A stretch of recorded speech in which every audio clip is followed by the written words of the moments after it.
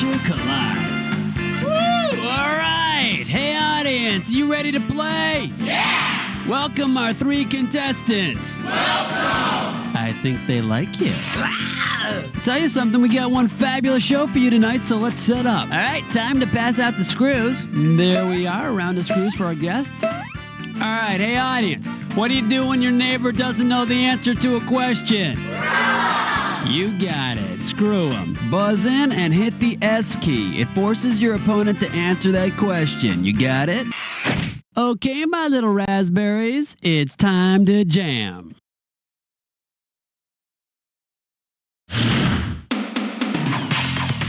Player 3, pick a category for me. It's number 1. All right, let's see what we're doing here. Sibling rivalry. And it looks like you can win 1,000 greenbacks for this one. Okay, boys and girls, it's time for a history lesson. All right, let's say you're the U.S., your little brother's Nicaragua, and your mother is France. You and your brother have a fight. What prevents your mom from interfering? Manifest destiny, the Geneva Convention, the Mayflower Compact, or the Monroe Doctrine? Go for it. Did I say your dad was Swiss or something? Player 1, player 3, who's grabbing? Player 1, go nuts. No, I think that's part of your mom's makeup kit. Player 3, it's yours for the asking. Player 3, the Monroe Doctrine. President Monroe said that if anything goes down in our hemisphere, that's our turf, man. But Mom, Nicaragua started it. Player 3, select a category. The category, A Very Muppet Christmas. A right answer will get you 2 G's for this question. Flight attendants, prepare for takeoff.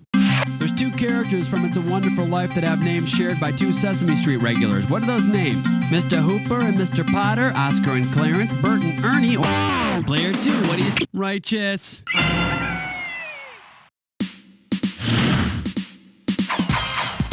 Let's have a category. Question 3.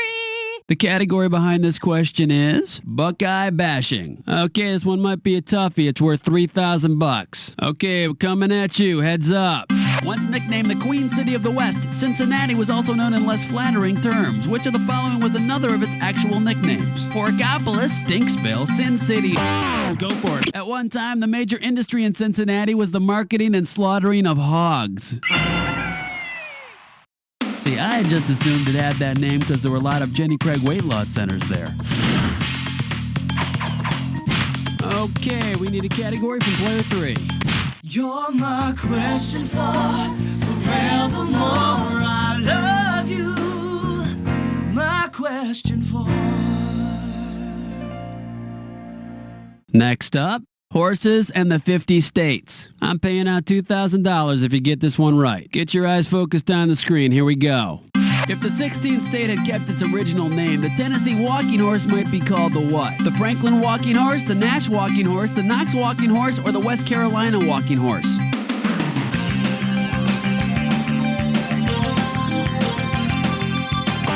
Go for it.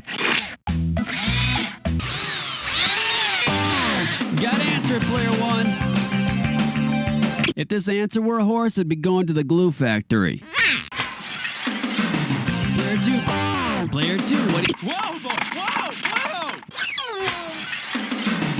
Wide open, player. Player 3, take it. You do realize that if you were a horse, we'd have to shoot you. Not too good. How about this? The Franklin walking horse. Part of Tennessee was once called Franklin. Fascinating. Player 1, give me a category. Uh-oh. Chestnut Slick Crime Store. It's time for a Liquor Pitch No Scope. This gibberish questions category is bugs and bodily fluids. $5,000 is the opening value for this gibberish question. Okay, now remember, the faster you solve this puzzle, the more money you win. Ready? What popular song does this rhyme with? Fly phlegm, flea spray.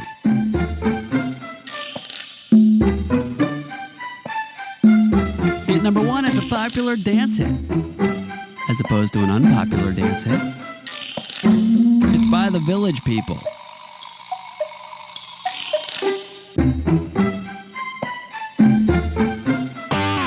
Player 3, type in your answer. Take 5 village people dressed up like trick-or-treaters and you've got fly, phlegm, flea spray.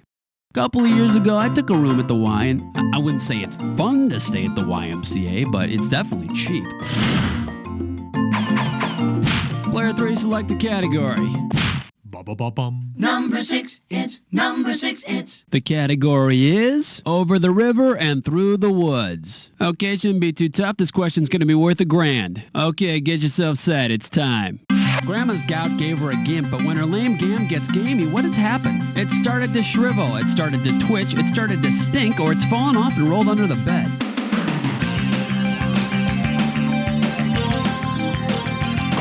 Go for it, player 1. It's starting to stink. I think Granny needs some talc. Player 1, it's up to you. What are we doing? The name in this category is tastes like chicken. This question's going to be worth $2,001 bills. Okay, let's get this ball rolling. The perennially prepubescent pop group Menudo takes its name from a popular Mexican dish. This dish is essentially what? Beef bowels and broth, goat gut gumbo, cow pie, or horse hash? Go for it. Hey, wasn't that a Stones album? Player 1, player 3, who's taking it? Player 1, beef bowels and broth. Breakfast of champions. Player 1, pick one. Yeah, man, come along to question 8. Here's the category. Boozing and fun with carbon. And we are talking $1,000 for this question. Okay, get your fingers ready. Let's get busy. Let's say your dry martini isn't quite cold enough, so you decide to add a little solid carbon dioxide. What have you added? Bicarbonate of soda, dry ice, nitro fuel, or carbon-14? Go for it. Go, girl. Dry ice. Player 1, it's up to you. What are we doing? Number 9. Number 9. This one's going to be English Grammar and Dick's Love Life. And this one's going to be worth $2,000. Hang on tight, because here we go. Okay, according to standard grammatical rules, which of the following sentences uses the word sit or set incorrectly? Dick sat on Linda's lap, Dick had set himself down on the couch, Dick told Linda to set the veggie on the table, or Dick set up the harness for Linda?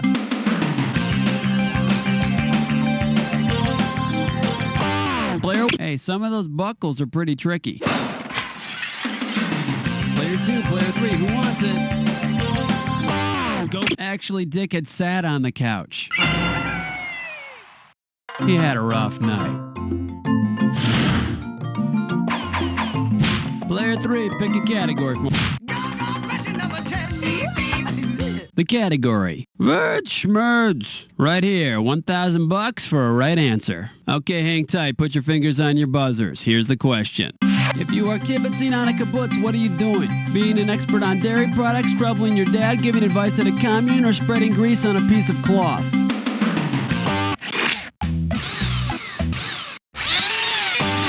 You gotta answer it, player 2. Nah, that would make you a maven on milk chicks. Player